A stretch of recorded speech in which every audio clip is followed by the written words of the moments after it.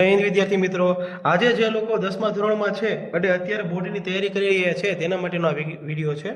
તો અહીં પહેલા તો આપણે વિજ્ઞાન વિષયની વાત કરવાની છે, જેની અંદર વિજ્ઞાન વિષયના બધા ચેપ્ટર્સના અને એના માર્કની વાત કરીએ તો રાસાયણિક પ્રક્રિયા અને સમીકરણો 5 માર્કમાં છે, એસિડ બેઝ અને ક્ષાર 10 માર્કમાં છે, ધાતુ અને અધાતુઓ 10 માર્કમાં છે, કાર્બન અને તેના સંયોજનો 6 માર્કમાં છે.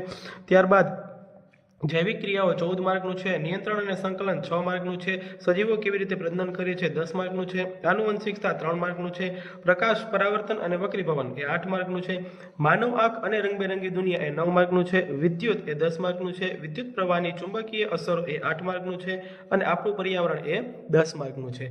તો આ રીતે વિજ્ઞાનની અંદર બધા ચેપ્ટરની માર્કિંગ સિસ્ટમ છે.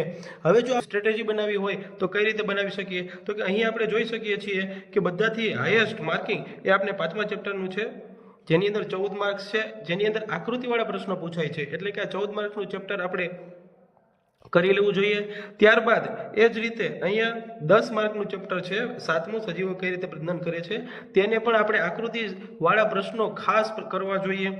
ત્યારબાદ અહીંયા વિદ્યુત નામનું ચેપ્ટર છે જે પણ 10 માર્કનું છે અને એ ત્યાર પછી આપણું પર્યાવરણ છે એ 10 માર્કનું છે અને એ ઉપરાંત બીજું અને ત્રીજું ચેપ્ટર પણ 10 માર્કનું છે.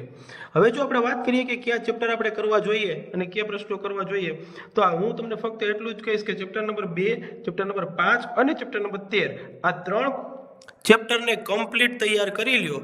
ચેપ્ટર નંબર 2, 5 અને 13. તો આ ચેપ્ટરમાંથી જ કુલ માર્કિંગ તમે જોવા જાઓ તો 2 ના 10 છે, 14 છે અને છેલ્લે 10 છે, એટલે કે 10 + 14 + 10 બરાબર 10, 20, 30 ને 34 માર્કનું અહીંયા એમનેમ જ થઈ ગયું છે. અને આ જ ત્રણેય ચેપ્ટર વિભાગ ડી માટે પણ કામના છે. વિભાગ ડી જે આપણા માટે બહુ ઇમ્પોર્ટન્ટ છે, તેના માટે પણ આ ખૂબ જ અગત્યનું છે. તો 2 ચેપ્ટર, 5 ચેપ્ટર અને 13 ચેપ્ટર ઉપર ખાસ ફોકસ કરવું. Thank you.